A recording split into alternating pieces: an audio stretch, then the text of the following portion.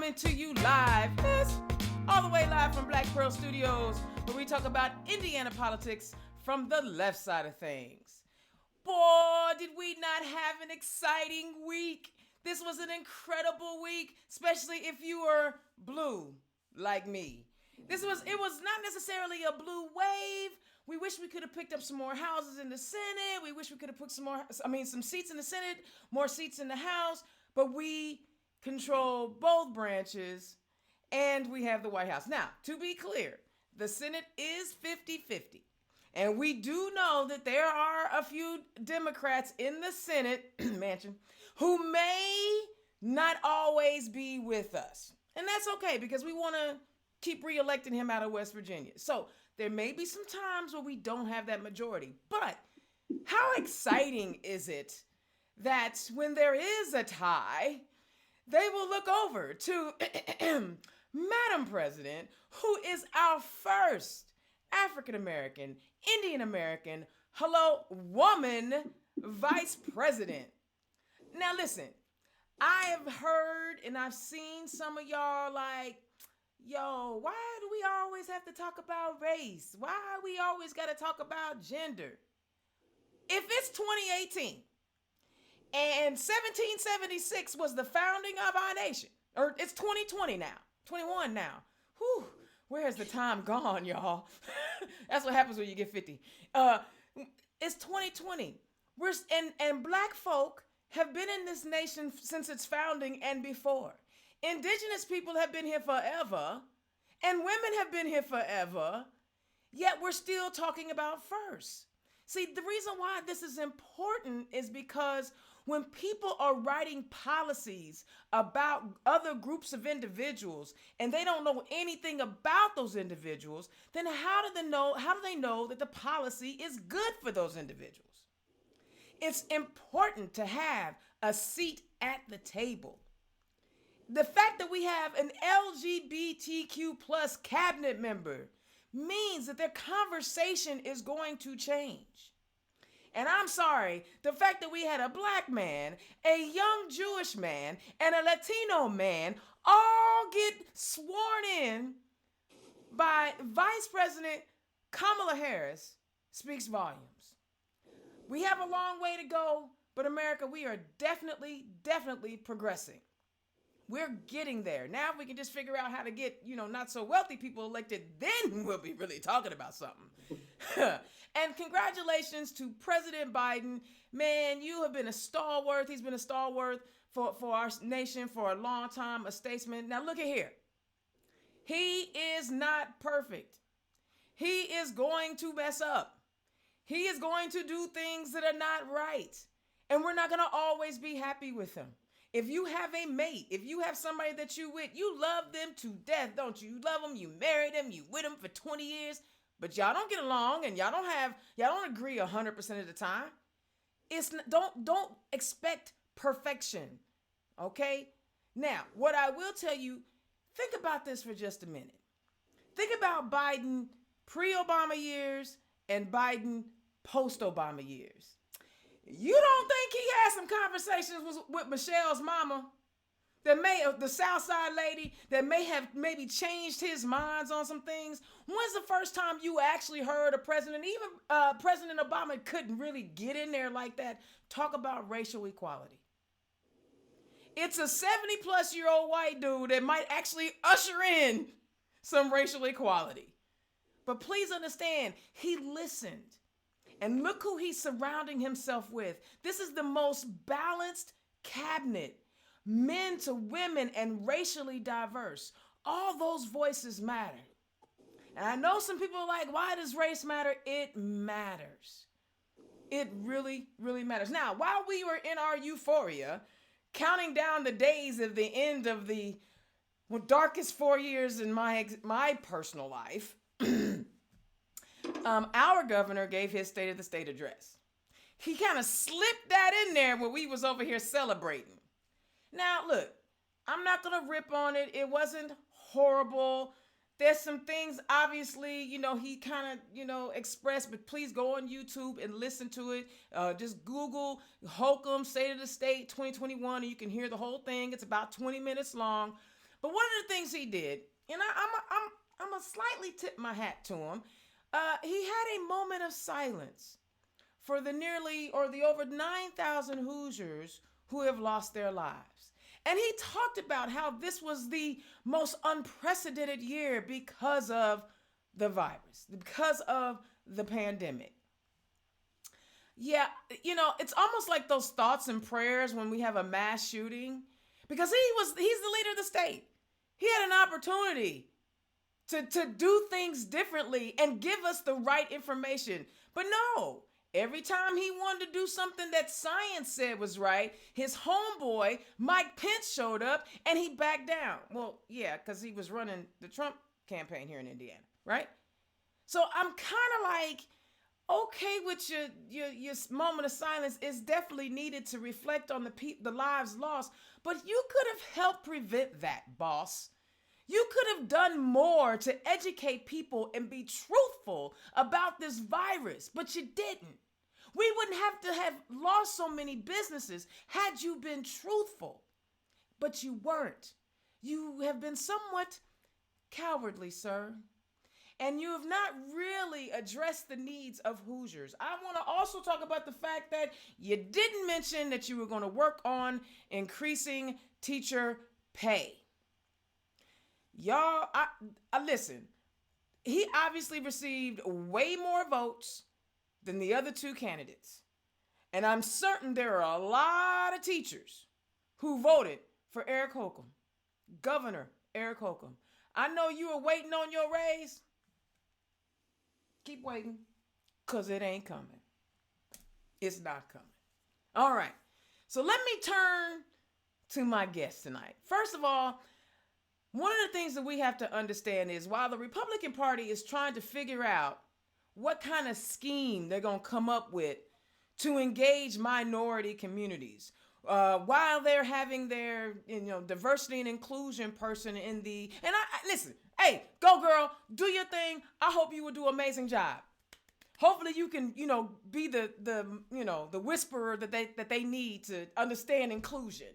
But they're still trying to figure out how to get marginalized communities into the Republican Party and participate and literally just vote for them. See, our side of the aisle, they're not just asking us for our vote. We actually have a seat at the table. And as I mentioned before, representation matters. Now, I have almost all of the caucuses. I have IDAC, which is the Indiana Democratic African American Caucus, with my man, Jamar Cobb-Denard. I have the Indiana Latino Caucus with my girl, who's been on the show several times, Elise Schrock.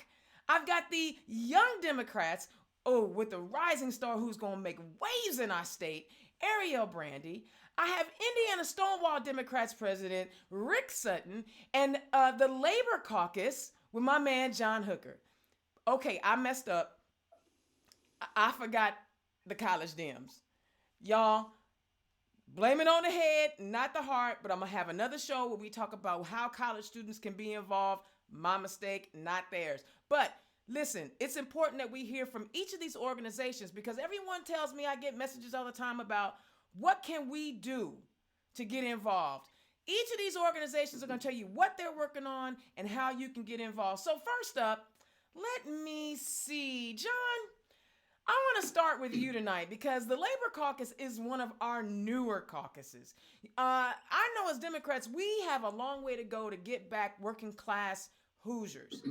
Talk to us about your caucus and tell us what's going on in the Labor Caucus. Yeah, first off, thanks for having me. Happy to be here with everybody. Happy to have a good week as a Democrat. Feels good. So the Labor Caucus in Indiana is going strong. 2020 is a setback as far as getting together and being around each other, but we're still managing to maintain. We've been around since 2017 as a caucus. Obviously, labor in the state has been around for a long time and been an active force in politics for a long time. with us, what we're trying to do is get more labor people, and I tell everybody we come from organized labor, but we speak for all working men and women. So it's not union or only union. It's everybody, and we're trying to get more people of labor backgrounds to run for office, and so we've really started trying to pinpoint people in offices that are winnable, with numbers that we look at, from data we pull, where labor people, where those concentrated areas are around the state. And we know those areas are bigger areas, but there's also some areas around the state that have large manufacturing facilities in a small town, around the state, where we can win some races with labor people and make a big difference in a small town. And we're trying to do that. And in some of those places, as I said, we just started in 2017. Some of those places, we already had labor people on town councils that we didn't even know about until we really started getting into it. So we're excited to be here. We're excited to keep helping and be a part of this. So again, thanks for having us on. Absolutely. Next up, listen, she's one of my favorites. I ain't gonna lie, but she educates me as much as anybody else in this state. Y'all give it up for Elise Schrock, who is the president of the Indiana Latino Caucus. Elise, welcome back. Hey, thank you. Thanks so much for having me back on to talk about some of the work we're doing and the work we have been doing with the Indiana Latino Democratic Caucus. We're the voice of the Latino community within the Democratic Party, which means we're organizing our folks to make sure that they have the knowledge and the power to make their voices heard and have access to the process. So, it's that external facing community organizing, but part of the role of our caucus and any one of these constituency caucuses is making sure that we are providing a voice for the Democratic Party so that our perspectives are interwoven into everything we do. And that's a huge part of what the Latino Caucus is about, the work we're doing. We will be very vocal within reorganization. Our folks don't just sit on central committee, they also sit on rules. We have district leaders across the state. So we are invested in being part of the Democratic Party's infrastructure. But we also are really have been doing a lot to educate and empower and organize our community. One of the ways that we're doing that is through policy. The legislative session is underway. Mm-hmm. There are a lot of pieces of legislation that are both good and bad. One of those pieces of legislation that we're really thrilled to see authored again. I mean, this bill has been authored for quite a while, and we need to keep pushing for it because it's very important, and that is driving cards for undocumented community members so that they are able to take their kids to school, so that they are able to go to work and they are able to get their groceries and pick up their medicine and do all the basic human things that they deserve without fear of being pulled over or getting in trouble, which has a lot of implications for that community. So we're working really hard on that issue right now through a lot of different community partners, all of which will be on our panel next Tuesday, 26th at 6 p.m. We'll be doing a big webinar to make sure everybody's equipped with the knowledge, knows the process, and has an action plan to reach out to their legislator and make their voices heard. I love it. I love it. All right, next up, I'm telling you, if you don't know who she is, y'all need to follow her, get to know her, because I'm telling you, she's going to be running something real soon. Y'all give it up for IYD president, Miss Ariel Brandy. Ariel, welcome back. Oh, I know. I love being here. So thank you for always inviting me back, Dana. Listen, I know how to get viewers to my show. I told Elise the same thing. I ain't crazy. No, I'm super happy to be here. Indiana Young Dems, we had a great year in 2020, and I'm very proud of what we were able to accomplish. Actually, today, if you guys haven't been able to see, we released our year-end review report. It is on our website. It's on our social media platforms. Please check it out. Our team put a lot of work in compiling literally all of the work that the executive committee has done across the state. And it was so beautiful to be able to see how many young people are not only organizing in their own immediate communities, but throughout their congressional districts. And I'm just excited because Young Dems doesn't just elect young people into elected office. We're also holding leadership positions, whether it's within our own county party leadership or within our own jobs, serving on boards. We're taking it up a notch and putting ourselves in positions to be able to hold some of that political power, but to also just have influence in policy too. So I'm excited about the work that we've done, and I'm looking forward to 2021 for us because we are amped up about reorg, of course, and showing young people how they can be a part of the party leadership process. We're encouraging young people to run for county party leadership, state party leadership, congressional district leadership. We want them to have a seat at the table, not only through the SCC, but also in their own direct county state central committees too. So we're really focused on not only just that, but really figuring out what policies at the State House this year are going to directly impact us in our community. So we're going to be taking a deep dive into all of the legislation that is up and showing young people how to properly lobby for issues that are important to them. Good. Making sure that they have the tools to do that and that they know how to do it in the right way. And we have great people like Elise, who obviously is an expert at this work. And we have young people that are already working at the State House. Shout out to Raven Ridgedale, who we all love in CD7, holding it down for the Black Caucus. She's our district chair. She keeps us up to date with what's going on. We just have so many great young leaders that are already doing the work. So I'm excited for us to do that in 2021. And Dana, you'll love this. Because we're talking about caucuses, IYD launched our constituency caucuses for the first time in our state's history too. We now have 5 constituency caucuses in our organization. So we were able to build out our Black Caucus, our Environmental Caucus, our Labor Caucus, which John would love to get you connected with those folks, our LGBTQ caucus, and we also have a Women's Caucus. And we are open to other caucuses that young people want to have within our organization, but we're going to be really focused on building that out so we can make sure that those folks know how to properly advocate for the things that they want done within their community. And then you build a better pathway into where we are now, state party caucus leadership, so that they can then step into some of these roles and take over when I'm retired and done. Wait, see, now you being funny. You know, how you gonna talk about retiring? That means the rest of us, me, will be dust. Stop. Hey, I'm glad you mentioned your caucuses too, because I'm working on a women's organization show.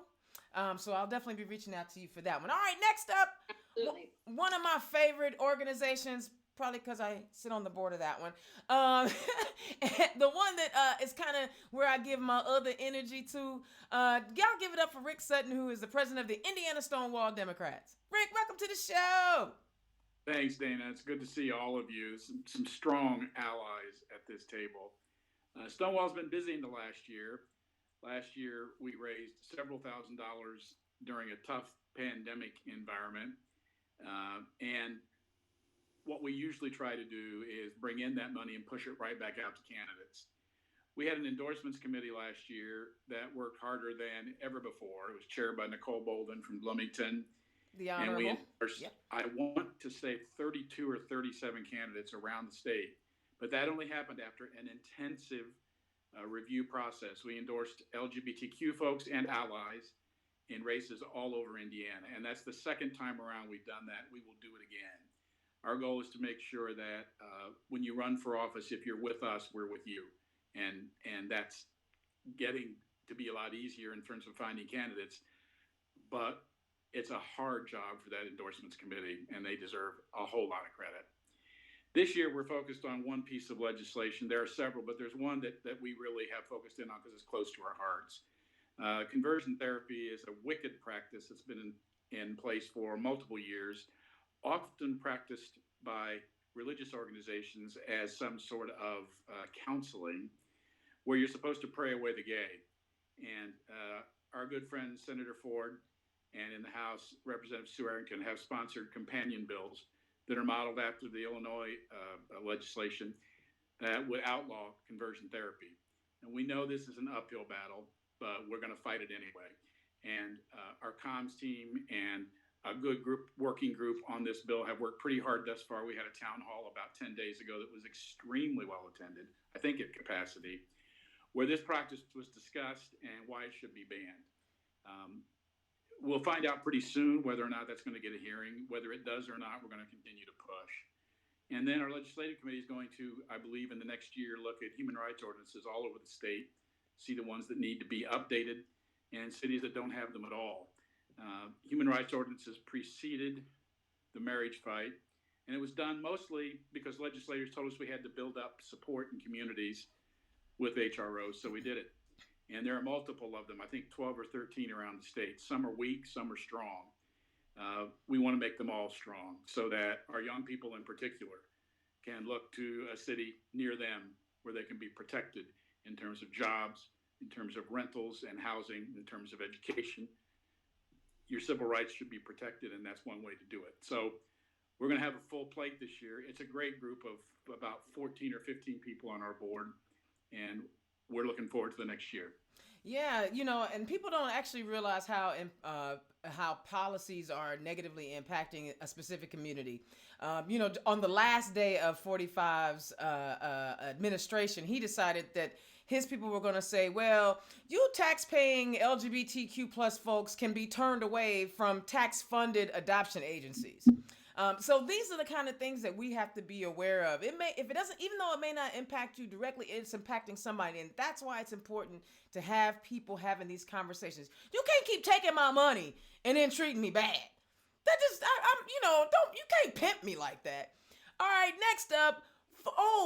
Look, he ran for mayor, Lawrence. He's one of my favorite fellas in the city of Indianapolis, Lawrence, the town of Lawrence. Strong, new, bar passing fella, doing amazing things. Y'all give it up for my IDAC guy, Jamar Cobdenard. Jamar, welcome to the show. Welcome back, actually. Thank you. Oh, that was energizing. I'm ready for the night. Okay. So first I'll say thank you for having me. And it's great to be with this group of leaders. One, John leading tens of thousands of labor leaders across the state of Indiana. And that kind of power and that type of voice is unparalleled.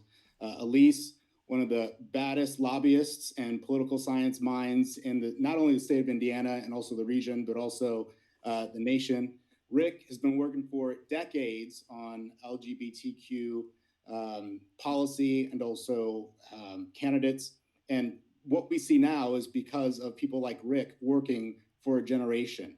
Ariel, I'm still trying to get on your level. She's got that Pete Buttigieg state director. I thought she was going to be in Washington, D.C. right now. Is that the Washington Monument behind you? What's going on here? I thought she'd already be gone.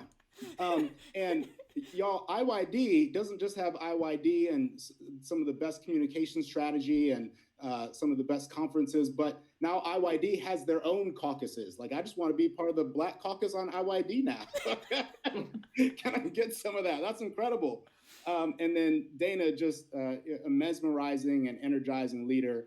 And girl, I remember when I met you in IDAC years ago, and before then, at State Party, when we got you IDAC to State Party to some training, and then now you're the voice of a generation. So really excited to have this conversation, and glad that you're a visionary and put us all together. Okay, did everybody put their donation in? Because we all got to pay that man for that. We got to pay him. You can leave the offering at the pulpit. So first I'll start broad and then I'll get narrow, because even though, as John mentioned, we had such a day of light and inspiration yesterday, Indiana, politically, from a statewide and national perspective, we're still in the valley. And we've got a lot of work to do to even start climbing our way out of the hill. The first step there is making sure that we hold ourselves accountable to holding the next chair accountable through the next election that's coming up in reorganization. We love shiny folks. We love the glad handers. We love the people that we've loved for years, or, the folks that call and wine and dine you on the phone. But I'll tell you what, we need three things. We need somebody who can raise money, someone who can deploy that money to get voters out, and then third, someone who's going to win. And then we do it again. You get more money, more people out to get voters out, then you win some more. And that's the same kind of momentum that the Republicans have built over the last generation, and why they're whooping our tail right now. There's a book out, haven't read it yet, and it's basically called China's 100-Year Economic Dominance Plan, right? So the reason why China is dominating internationally isn't because they woke up yesterday and decided to be great. It's because they took small, calculated steps. They committed year after year, person after person, administration after administration, to get the results that they want.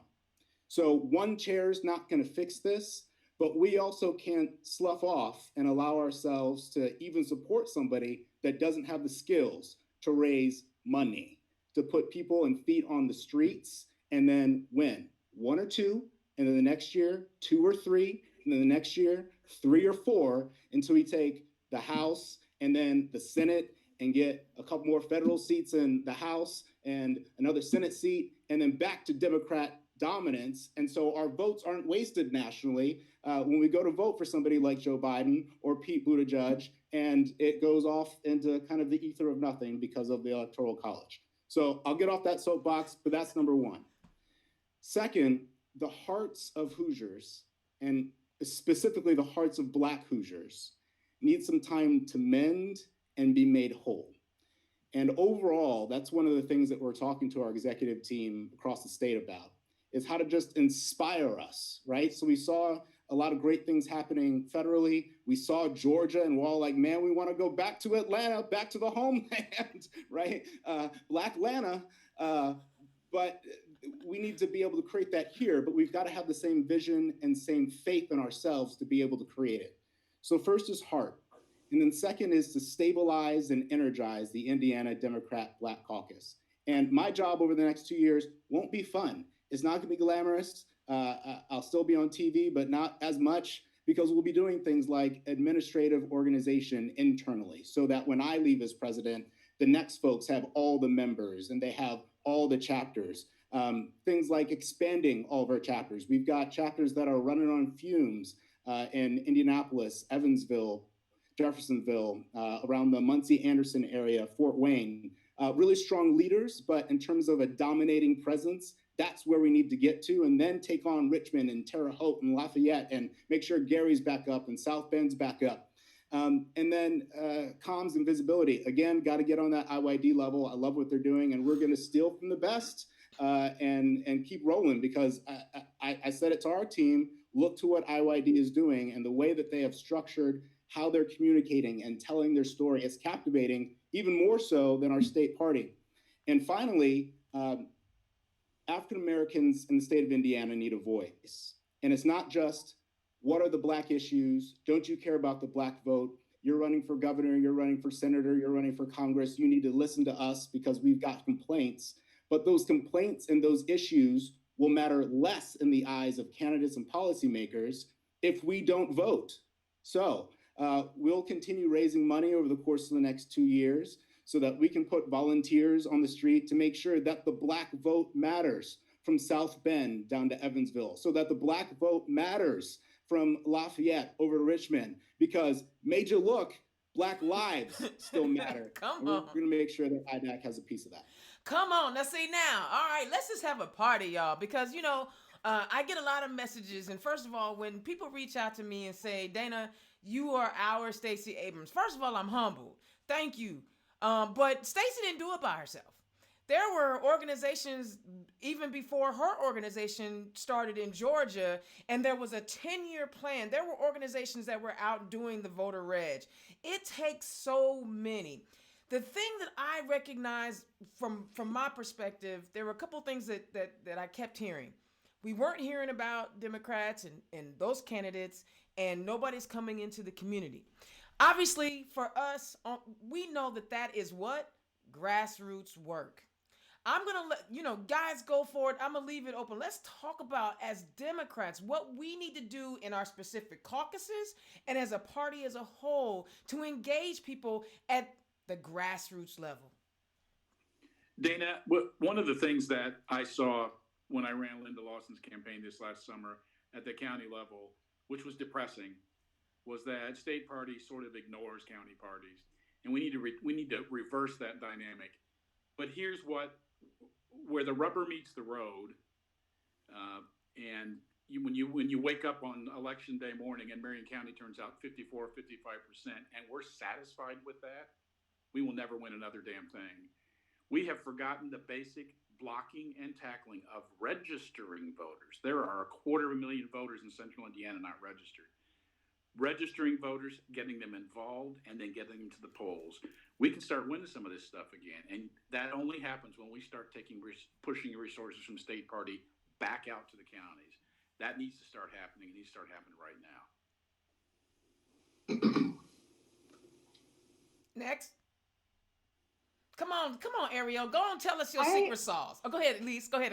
Yeah, I'll go. And I kind of want to just go back to something that Jamar talked about when he was talking about what it takes to get these caucuses going. And I think that's, since this is a show on constituency caucuses, I really want to use this time to kind of explain it for folks who are watching, because we get a lot of people who are like, you should do this, you should do that, like their expectations. And we are in these roles because we have a vision to accomplish that. But what we don't have is we are not paid for these roles.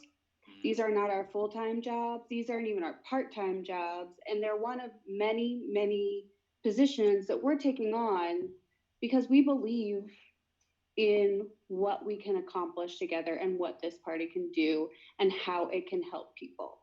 So, the only way that this works is when we have more people engaged. And that means empowering folks by giving them roles. When people come to me and say, hey, I think you should be doing this. That's, it's great. Let's work on that. Would you like to be the new director of XYZ? Whatever you've just suggested, you came to me with an idea. Great.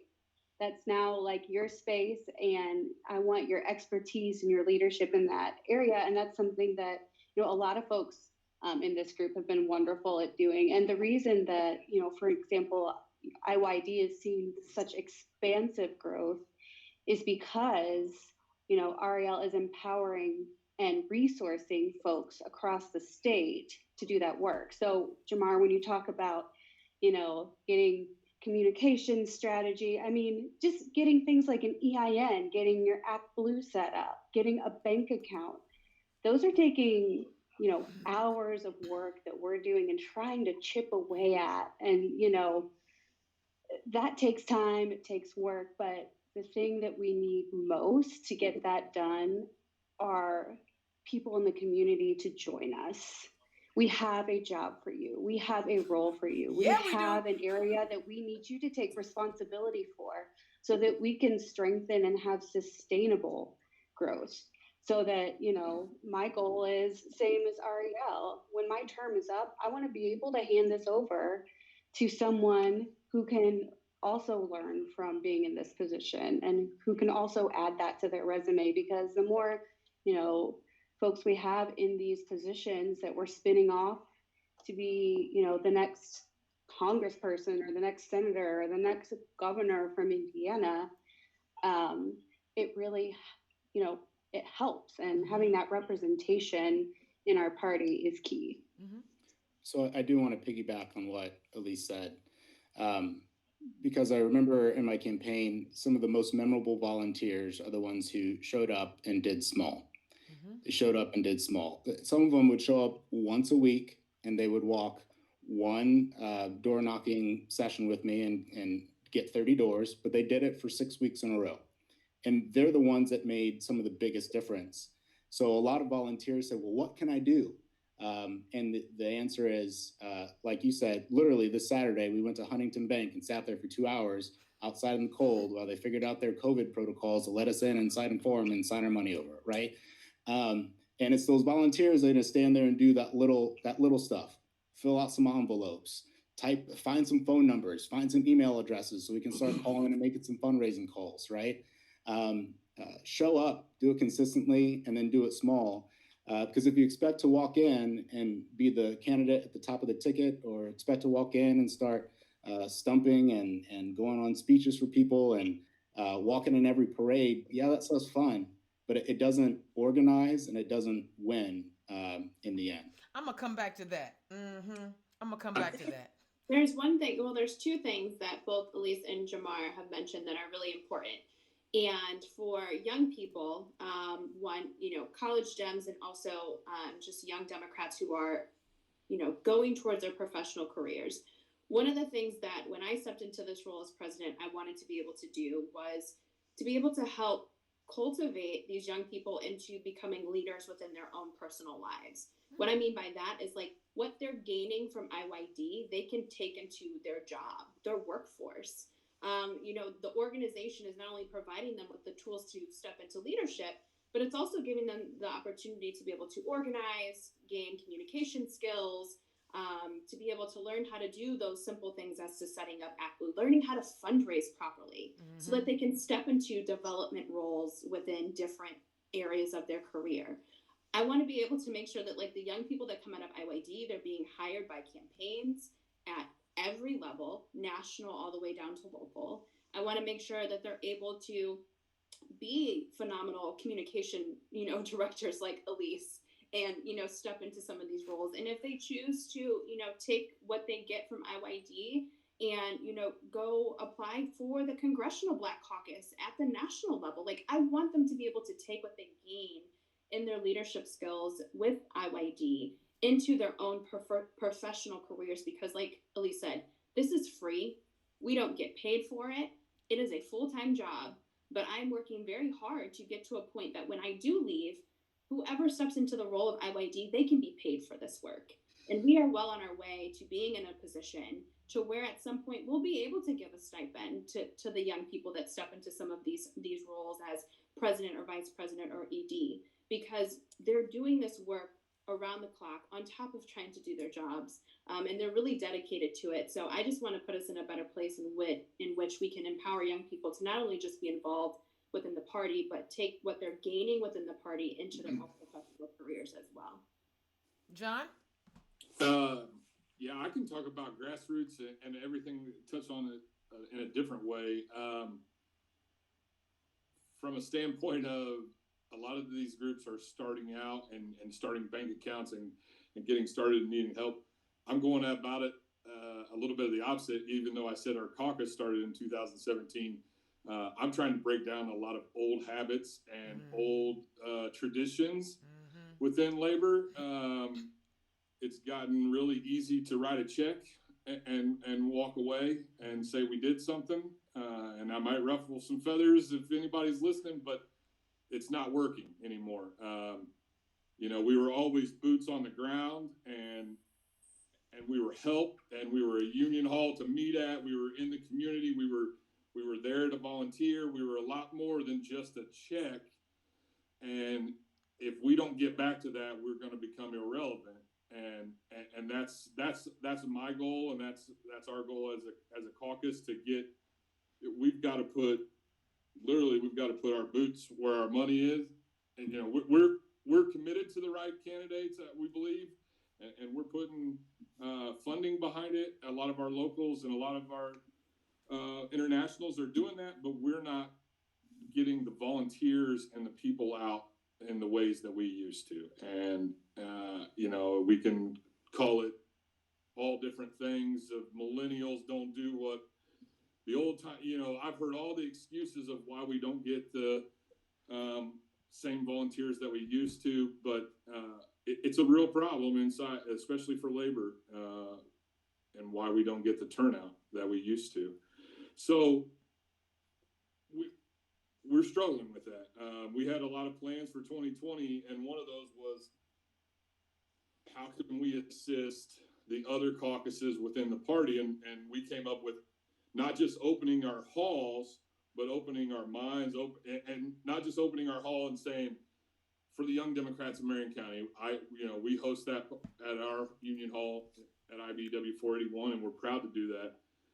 But it came to me that, we kind of just turn the key over sometimes, right? Hey, come get the key, come have your meeting. And we're not as labor, we're not any part of it. We don't stick around to hear what the meeting's about. And that goes on around the state in a lot of our labor union halls.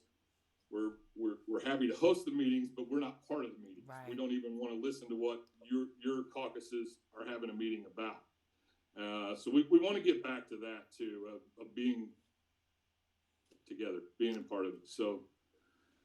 And so I want to jump in real quick on what John is and John knows how we've been talking, and we had I had ideas for 2020, but COVID and 50 just wasn't a good mix. So I stayed my black behind home. But again, we lost the working man. We lost the working white class again in the 2020 election cycle. And we're talking about laborers. We're talking about union men. And one of the things, I've mentioned it several times in 2016, in 2018, now in 2020. We want to do better because that's a huge voting block. I understand all of our other caucuses are important voting blocks. But the working white male who is a union member, we're losing them. And that is just insane. The Democratic Party and labor unions, that was a marriage. How, John? Tell us how. And Jamar, I'm going to bring you back. How do we continue to communicate with a voting bloc that is saying, no, y'all not talking to us anymore? I don't know how we keep losing them. If you have the answer, I'm here to listen. I'm here to learn. But it is a real problem. There is no doubt about it. And it's mind-boggling because as a labor leader, 50 years ago, 40 years ago, they sent out a mailer from the union hall that said, here's how we vote, and nobody batted an eye, and everybody voted that way, and we got results. But again, I don't want to blame it on social media or Google or whatever, but somehow now everybody's a political science major. Everybody knows more about the candidates or something. I don't know, but it happens a lot, and we have a lot of arguments about who was the best labor candidate. And the fact that for 4 years I had to have arguments about President number 45 and his policy, it's just mind-boggling. And that's just labor policies. That's not tackling any other issues outside of that. Right. I mean, the wages in Indiana are so stagnant. They're stagnant. Yeah. And the fact that the current administration, who has the supermajority in both chambers and has every statewide elected seat, every one of them, and these folks have continually worked to keep wages low. And that's everybody's wages gets better when unions do better. And that's why I'm like, I want to hammer that, because everybody talks about, we have to talk about kitchen table issues. There is no greater kitchen table issue than what's coming home on your paycheck. That's right. All right, I'm sorry. So look, I'm sorry, go ahead, Jamar. Yeah, so there's got to be some truth. And John, you alluded to this, that we as Democrats have to have no fear. The Republicans don't have any fear about the trash that they talk. The Republicans also don't have any fear about calling us out for not doing the right things. So I'll give you some examples. I hang out with a lot of conservatives, partly because I'm, a nice dude. I like people. Second, I go to a conservative church, and they talk about how Democrats support abortion, Black people are supposed to support Democrats, but there's more Black babies being killed than any other race of baby by abortions in America.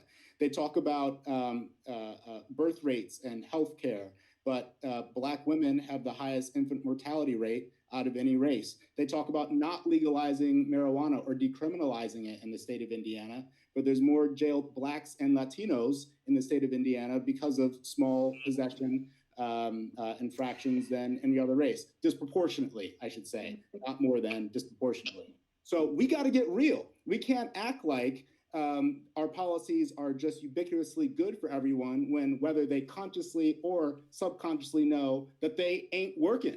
So it's not that we need to shift the policy. We just have to tell the truth. Let's be honest and come up with a way to make sure that the people on the end really know that they're going to be benefited by what we're selling to them. Because over and over, cycle and cycle is the same bag of goods. And whether they're paying attention or not, they know that they're not working. So we've got to step up and make sure that we've got really great education, not just above Mississippi and Alabama education. No offense to my Southern brothers and sisters, but it sucks. We got to get better. Tell the truth, Jay. Healthcare, we can't be in a place where our obesity rates and our smoking rates and our cancer rates, all of them, the only thing we're winning at is having the most sick people. We can't do that and expect to have people support us. Same thing with wages. You guys already talked about this. We're scared of getting to the $15 wage. Well, guess what? All the other cities and states that have gone to $15 wage, their economies haven't broken down. And all of my union brothers and sisters, they're not my brothers and sisters, I'm not union, but I still love you guys that are making $20, $30, $40 an hour. Y'all getting paid, right? You're contributing to your communities. You're putting a new roof on your house. You're buying a new car. Let's pay our people and make sure that they all have jobs and stop selling them a bag of goods. I think also too, it's investing in these constituency caucuses as a party. We don't do that. I'll just say it for what it is. We as a party do not invest what we should into any of these constituency caucuses. We rely on them for a lot. Not only for them to step up when policy issues come up, we become the experts on what is happening in our own caucuses.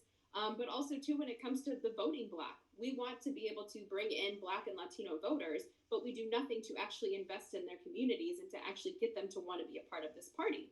And we saw how fed up a lot of Black and Latino voters got, specifically Black voters and Black women got in 2020, because we literally keep handing over elections to this country in order to try to make it better without getting the support we need when we decide to run as candidates, the support we need when we ask for money to be able to support our campaigns, and the investment into actually fighting for the issues that matter the most to us. We don't see that.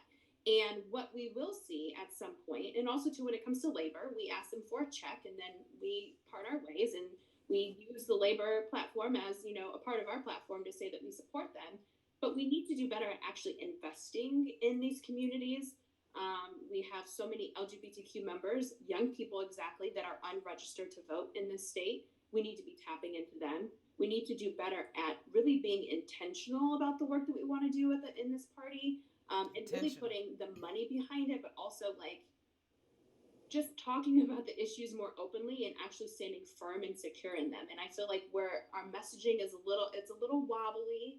We're the ones as constituency caucus leaders on the front lines talking about this, but it would be so great to just be able to see a Democratic Party leadership nationally, statewide, being able to openly talk about these issues in a way in which we don't feel like we always have to be the one in the fight. But wasn't it refreshing though?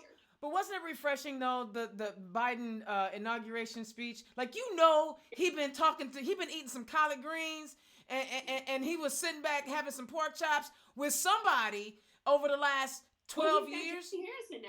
You know what I'm saying? Harrison, who's the new DNC chair, and that happened today. So that is refreshing to be able to see somebody from South Carolina. Come on. Should have beat Lindsay. Yeah, to be able to see this DNC leadership look completely different than what it had before. And I'm hoping that, what a lot of these folks saw in 2020, they will be able to apply it to what the party looks like going forward. Because if not, then we will see voting blocks choosing not to vote as Democrats, unfortunately, and they will start walking away from the party. And that's what we don't want to be able to see. I think we also, this particular group of constituency caucus leaders will help build that, because we often talk to each other about the intersectional ways that we can do this building.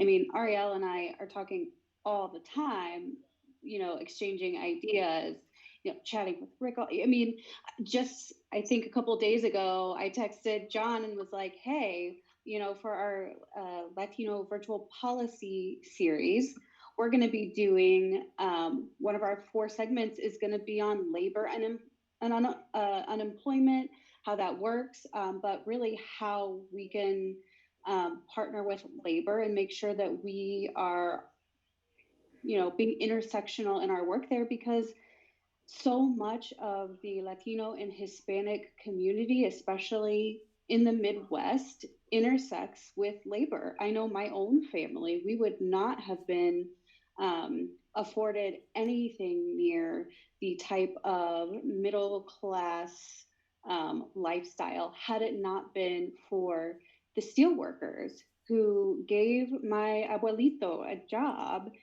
when he got here, when no one else was willing to give a Fernandez or a Ramos a job, a good paying job. Labor was there for them.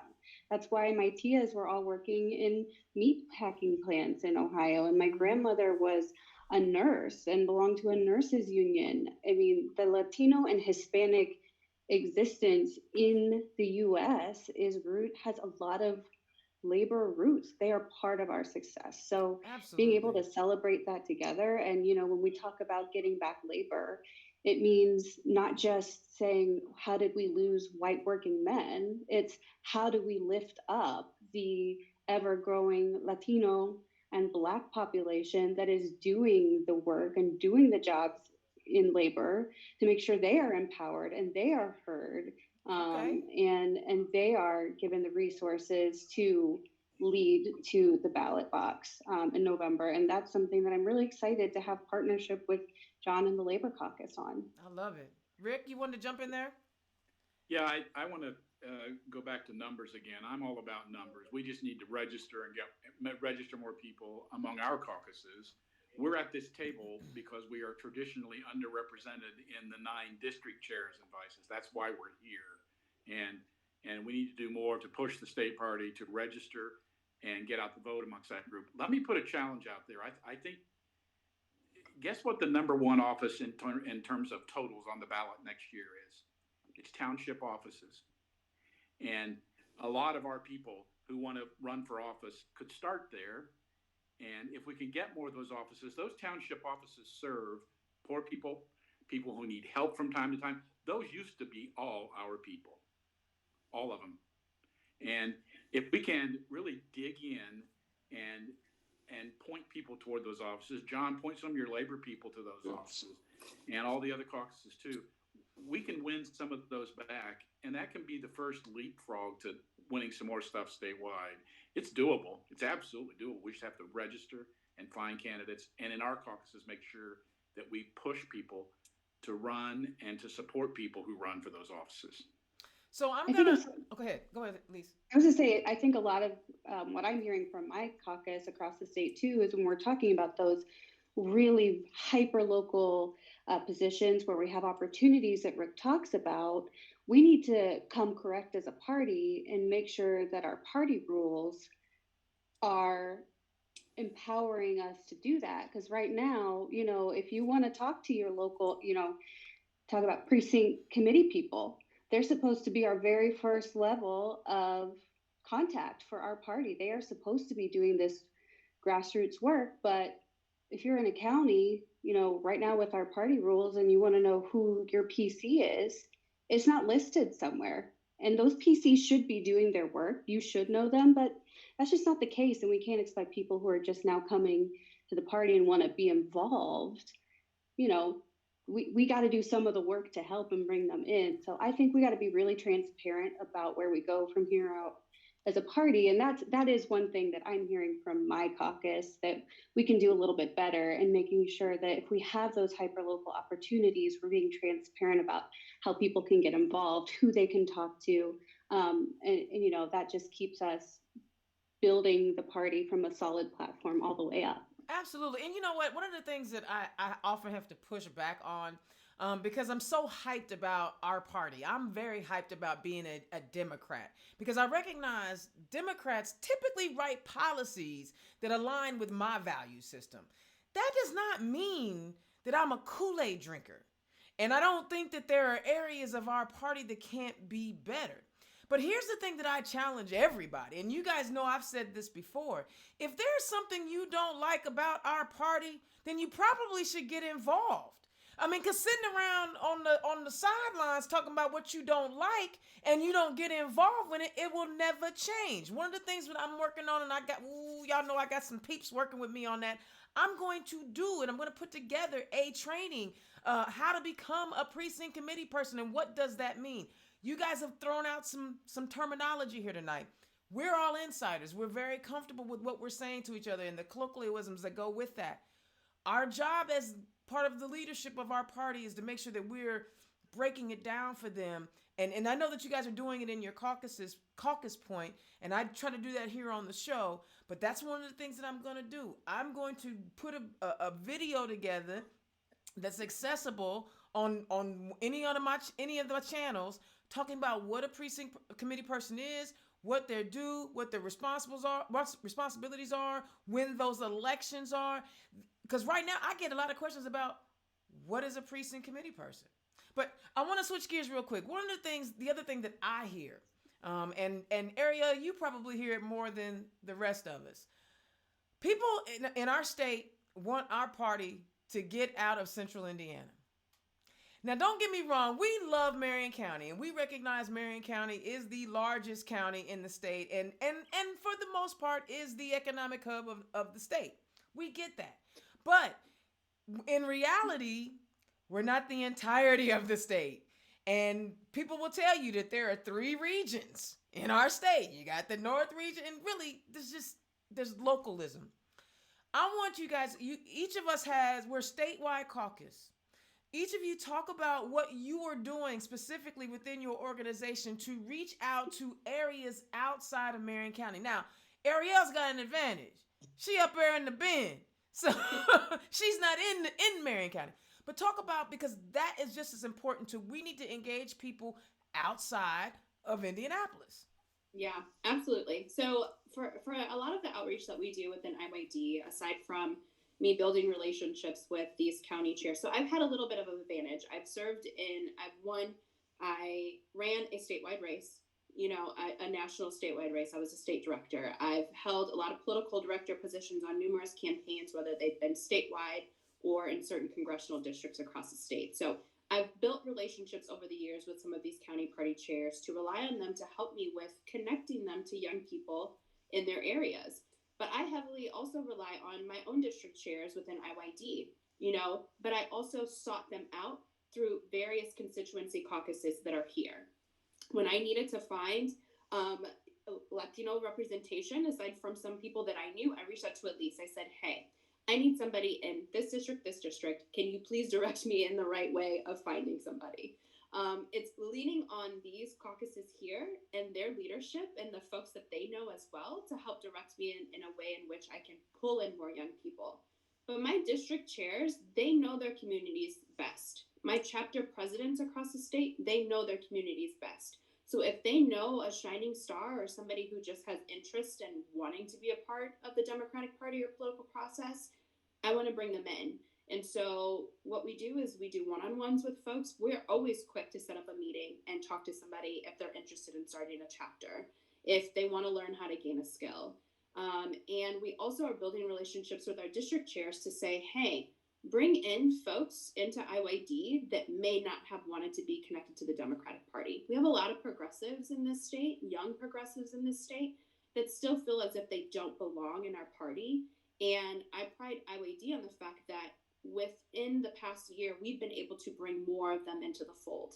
And they now serve in leadership positions. And they feel as if they have a place within, IYD and our party, because we're empowering them to have not only a seat at the table, but to hold leadership, to talk about the issues. We may not always agree on everything, but we know our communities and we know what they need. And we also know that Indiana is not the same.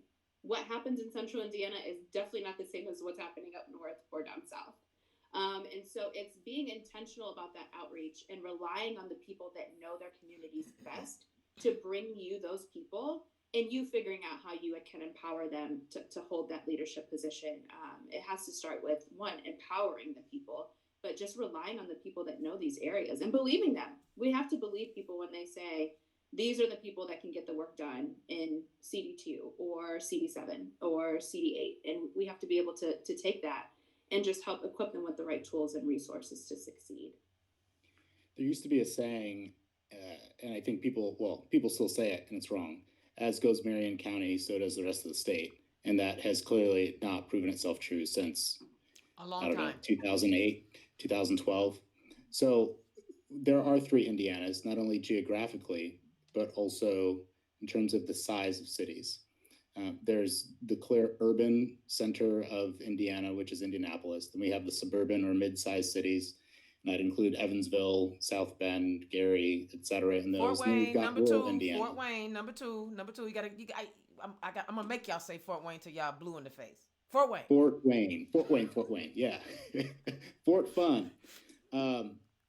So with the Black Caucus and the Indiana Democrat African American Caucus, we've had to be thoughtful about how we organize, not just in congressional districts, but also around centers where African Americans are, which many times are the mid-sized and urban cities in Indiana.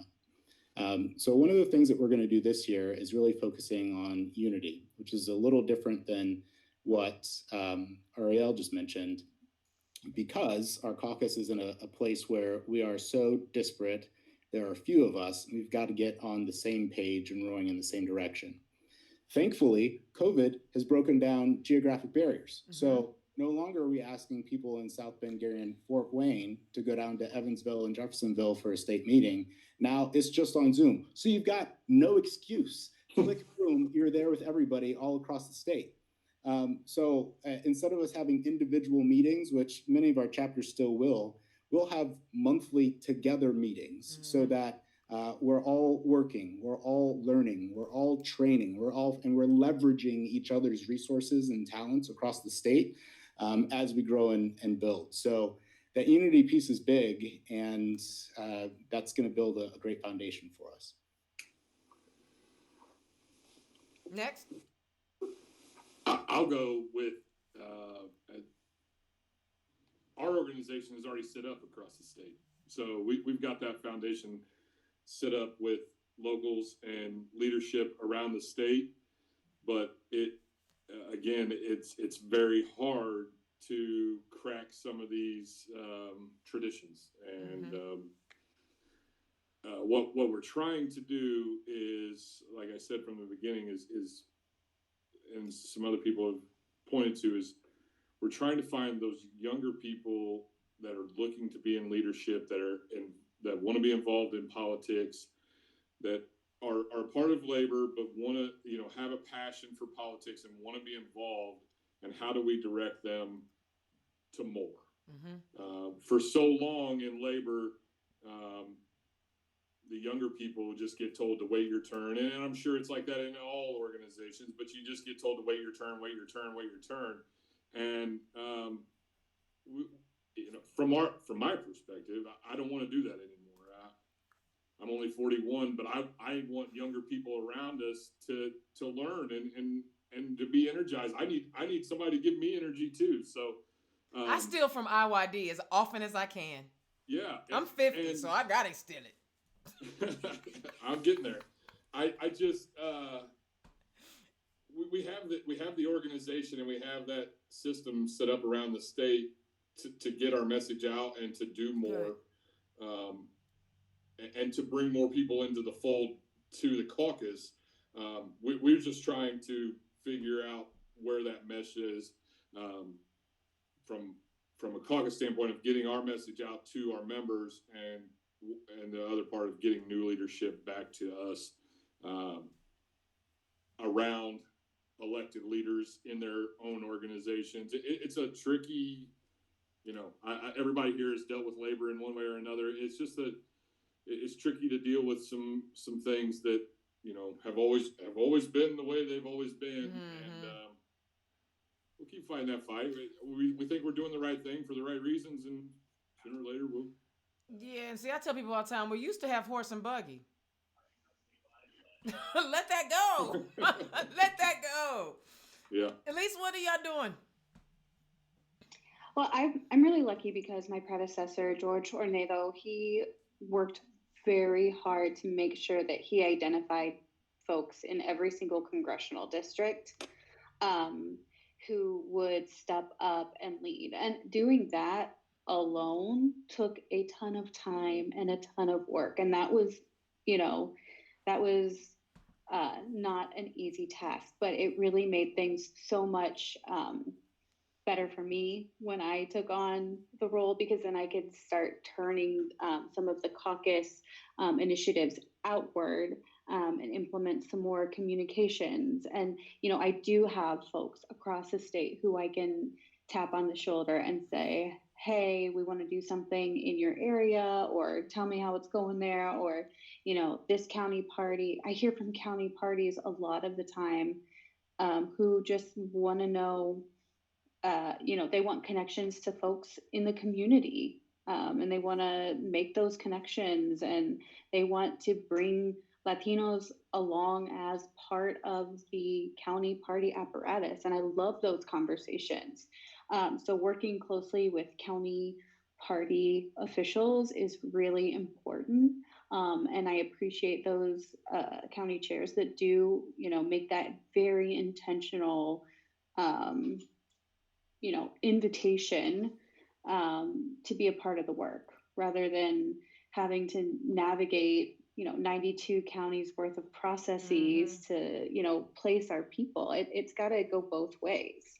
It's got to happen from the bottom up and the top down. And that's why at the same time we need our state party staff to be as diverse as possible. We need there to be real and true language access processes. We can't just be the folks who translate things into Spanish, because I always say, just because I have proficiency in the Spanish language, and not even that great, I'll be very honest, doesn't mean you can ask folks in our caucus who know the language to turn around large communications documents. No. That's like saying, hey, numbers, how about you do my accounting? No. Like that's an expertise, and there are services that pay people to do that. And I think that there should be paid people in our party staff that do that. So it's on us, yes, but I don't want Latinos to be relegated to just our caucus, right? And just our piece of the pie in the Democratic Party. I want us to be at the table. I want us to be the Democratic Party. Absolutely. So it's for all of us. I think we feel similarly with our constituency caucuses. It's, we don't just want to be relegated to a caucus. We want our work to be part of the whole greater. Yeah. Rick, I kind of saved you for last on this conversation, because I think the Stonewall Democrats is a little unique in that, yes, there are some really mean people that will cause bodily harm to any one of our constituencies for a multitude of reasons. But for a trans person in a small town in one of these districts, it may not be completely safe for them to come out as trans, or even the rest of the LGBTQ plus community. It can be incredibly harmful in some of our smaller towns. Talk about some of the things that we need to do to push our Stonewall out around the state, while at the same time being mindful that, these people are still like trying to hurt us physically. Yeah, I've had that thought, because today I had friendly chased down a teacher in a small town that I've been asked after to perhaps join our board. We talked several times. We finally talked today, and he told me he had thought about it at great length. He's also a minority, but he's a teacher in a small town, and he said he decided he could not go on our board because it would be on a website someplace, and he still doesn't feel safe in his small town. And I hung up the phone and thought, it's completely apart from me. I don't see that every day, so that's real. We do. I think that Elisa's point about intentionally going both ways, up and down the ladder, is important. I know this: when a statewide candidate wants to get on the ballot and needs 500 signatures in every district, they use the hell out of young Democrats. Oh, yes, they do. And but then they toss them up and throw them away. I think we need to be better about scooping up people who help us do specifically tough things and bring them in. In our community, we do our best to reach out to all the CDs. I've been around long enough, and I know most of the county chairs and mayors and other folks. And I reach out and ask for names. Dana's right. It's not as easy to put your name up in our caucus. I hope with efforts to strengthen HROs around the state, it gets easier, but it's not the same as the rest of you in many cases, sad to say. Yeah, because there's no conversion therapy to make you not be black. You know what I'm saying? We still trying to ban conversion therapy. Y'all, we are wrapping this up, but there was one other thing that I wanted to hit on. I'm going to say this, and then I want each of you to kind of talk about what events you may have coming up that we can all get involved with. One of the things that if you have not picked up on it is, we want to support people. We really, really do. We want to support people who want to run for office. But I'm going to kind of need you to come and support us a little bit too. I'm kind of need you to say, you know what, I'm going to help a Democrat out, or I'm going to help this organization out. And then it makes it a little bit easier for us to come and support you.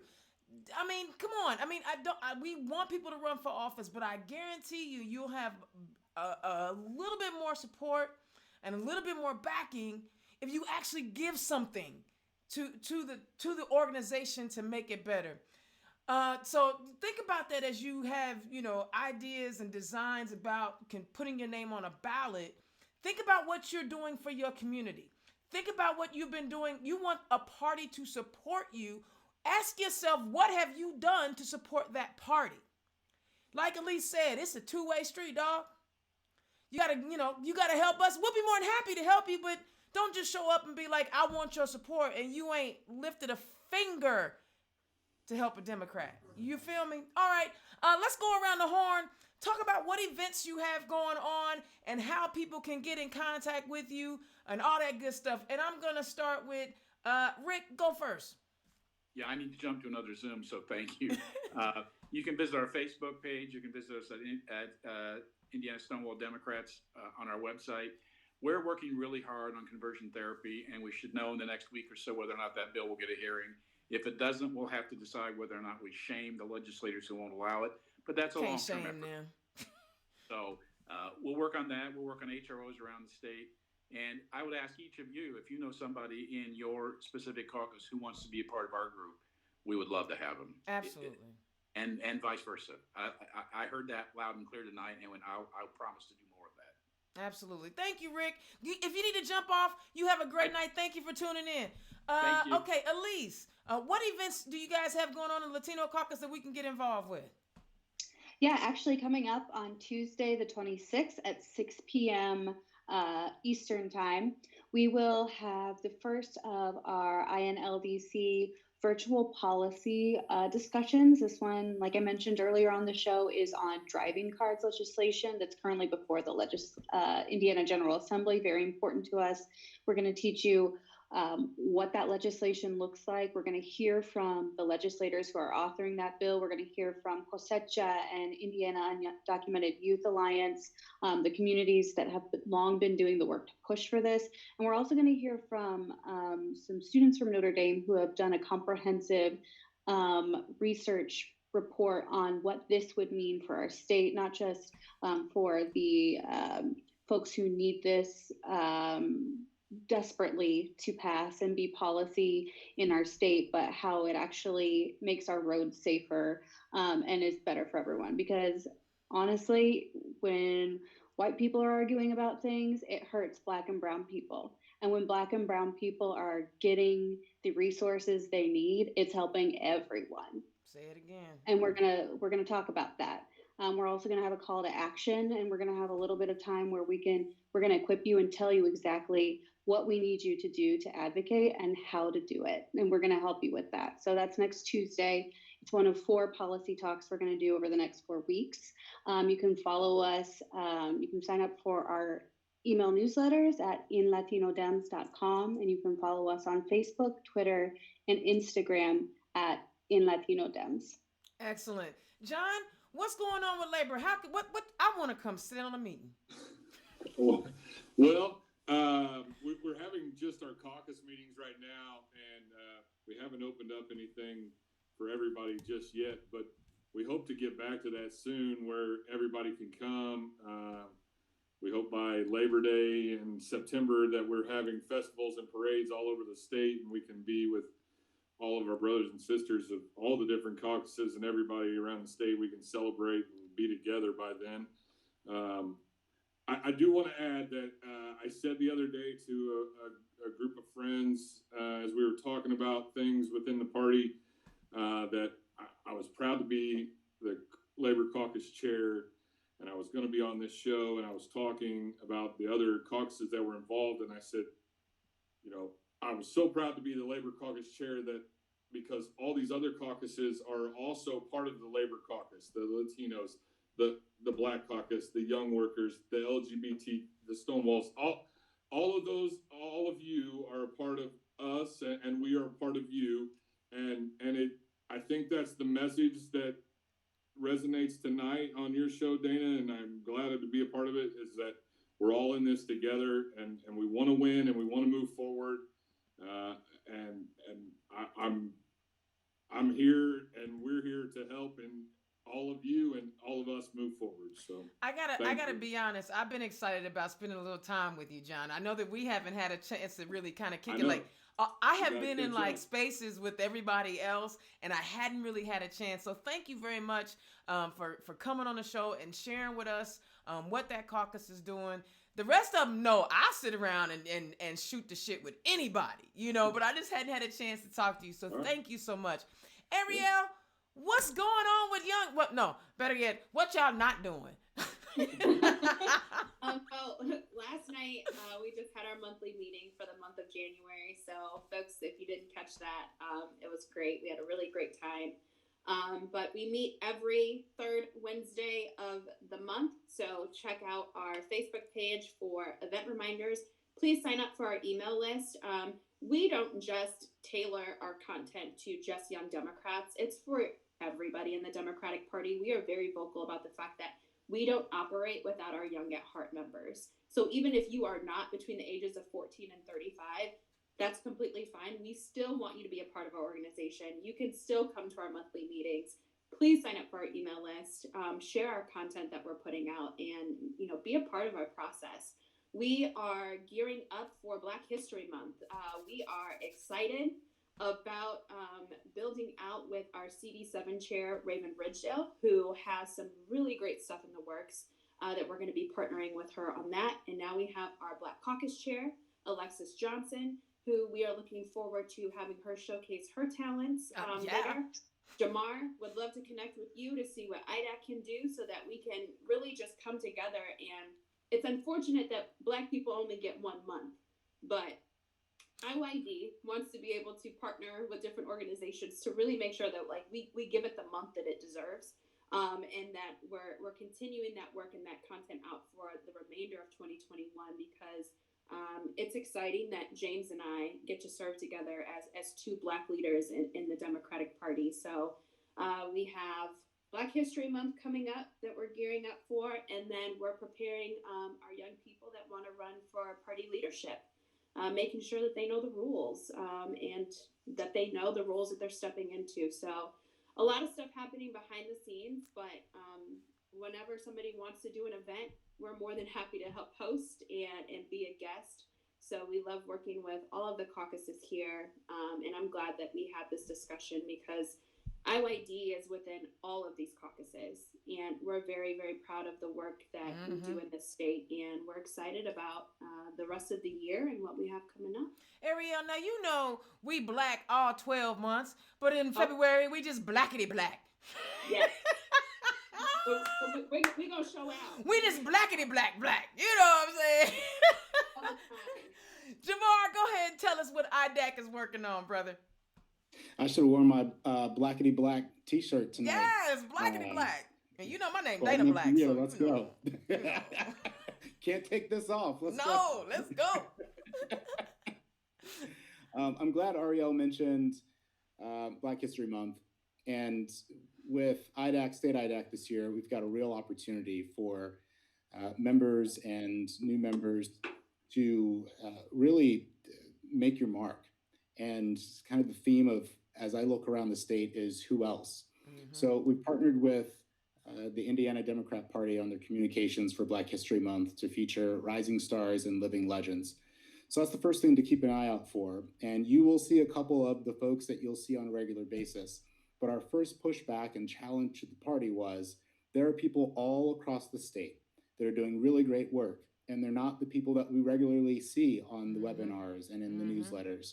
So let's find the diamonds in the rough. And I won't spoil any surprises, but we've got some incredible leaders, some of whom are serving their first terms on city councils and on county councils, and et cetera. And then we have some other folks who are living legends that their names that are really well known in their local regions and local communities, and the whole state needs to know about the incredible work that they're doing. So that's first, and we'll continue that theme through the year as we look for more talent in and across Indiana, which is who else. Second, we'll have a couple of fundraisers this year. One will be a virtual fundraiser with a swag box and some video and some interesting times and games online. We will do an in-person fundraiser. Can't wait to see everybody. It's like a breath of fresh air when I see somebody I know. It's like, oh my gosh, I'd like to hug you, but we shouldn't hug, but I still want to hug you because it's been so long. I know the feeling. So we'll do a in-person fundraiser. And with that, we will likely have our Living Legends and Rising Star Awards I love it. in person. And then finally, in terms of contact, best way right now is through Facebook. And you can find us at IDAC, and that's IDAAC on Facebook. Thank you, Dana. I really appreciate this opportunity. Woo, y'all. I know we ran a little long tonight, but it was just too much going on to cut it off for the hour. Y'all, this is just a small sliver of who we could be as a party if we get together. Now, a couple of things that you guys should take away from this is, we already know we're not perfect. So quit telling us. We already know it. Don't complain about us. We know who we are. We recognize we have self-actualized. We know who we are. But that's why we are here. We see things that are not necessarily the way it should be, and we're working our tails off to make it better. But no one person can do it by themselves. It takes all of us. If I could just get half of the 1 million+ people that actually voted for Joe Biden to get involved, that means we can have those real conversations with our neighbors and work to change things. They can hear from us directly. It takes work. I know y'all think, this black magic over here is amazing. Dana Black Magic, you know what I'm saying? That I can just wave a wand and everything will change. No. It didn't happen for Stacey Abrams. It ain't going to happen for me. But what I will continue to do all year long is to, in this no election year, because it ain't no off year, no election year, is to try to tell each and every one of you how we can be involved. We saw what happened in Georgia. There was a method to the madness. We saw we won back the White House. We have control of the Senate, and we have control of the House. We can get rid of that supermajority in our state house. We can win some statewide seats, but it's going to take work. Did you notice what Vice President said yesterday when they asked her when she was walking down the street what she was doing? She said, "I'm going to work. I'm going to work." We can't just hope and wish and pray things will change.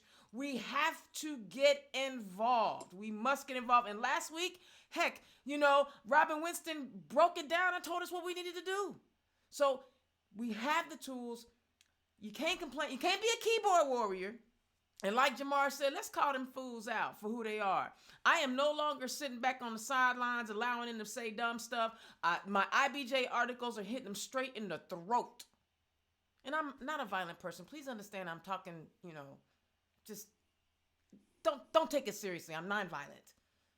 All right, Indiana's own Dana Black. Thank you to all my caucus leaders who joined us tonight. Next week, we're going back into the community. Bloomington, y'all been having some issues down there. And I'm going to bring on an organization called Community Kitchen who's going to talk about how you can help resolve some of those issues with a community that's struggling. So y'all tune in next week when we talk to Community Kitchen. I got some shows lined up for y'all. because this is what we're going to do on Turn Left. We're going to highlight people doing amazing work around our state to flip us what? Flip us blue, baby. All right, y'all. Y'all have a fantastic evening. I'll holler at y'all next time.